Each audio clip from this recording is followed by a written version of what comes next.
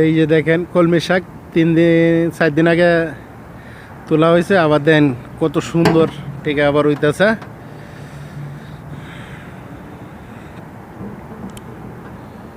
কাটে দিছি দেখছেন কত কেমন বাড়তেছে না, তবে আপনার নানা পাতা নষ্ট হয়ে পড়বো। এই তরমুজ গাছের নিচে ঝাঁটি দিয়ে দিছে।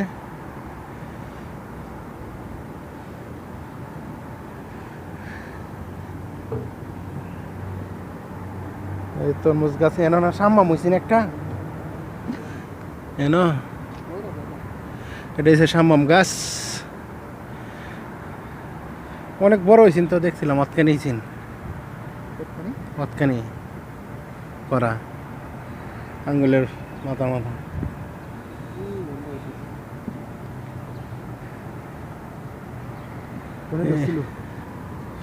ইহান কোনো দেখছিলাম, পরে আমি কইছিলাম তো ফুল ফঙ্গানির কাম আছেন।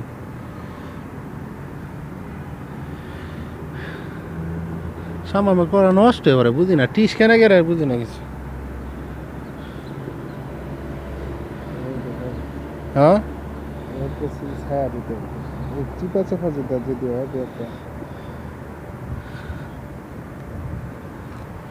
সামামের ওই তো লত নাম পইছেন কতখানি।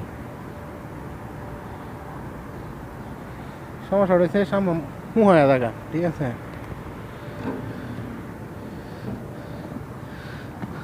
এই যে একটা হইতেছে, এই যে এই যে এই যে একটা হইতেছে, এই যে দেখছেন নি।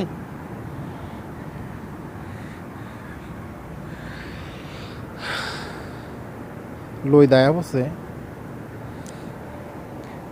টমেটোর বেশি তো জ্বালাইলো না। হ্যাঁ না একটা জ্বালাইছে না, বুঝছি তো 8 দিনে বলতেছে না। হওয়া গেছে শনিবারে বুঝছি।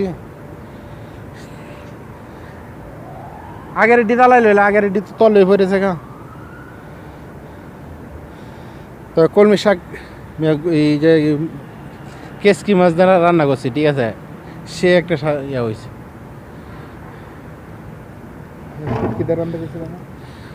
শুটকি দিয়ে আরেকবার নিয়ে আনবাম, সমস্যা কি। তবে কলমি শাক আবার 8-10 দিন পরেই তোলা যাইব, যেমনি হইতেছে কলমি শাক। অনেক সুন্দর শাক। হ্যাঁ লইদের পাওয়ার আছে।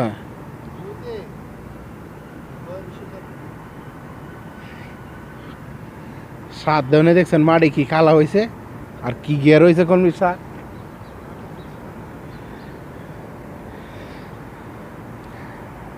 এই গাছ আশা করি তরমুজ হইব ইনশাল্লাহ, কারণ তরমুজ গাছ অনেক সুন্দর হইতেছে।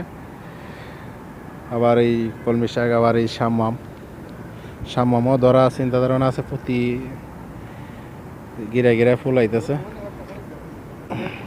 আজকের মতন বিদায় নিচ্ছি, আল্লাহ হাফেজ।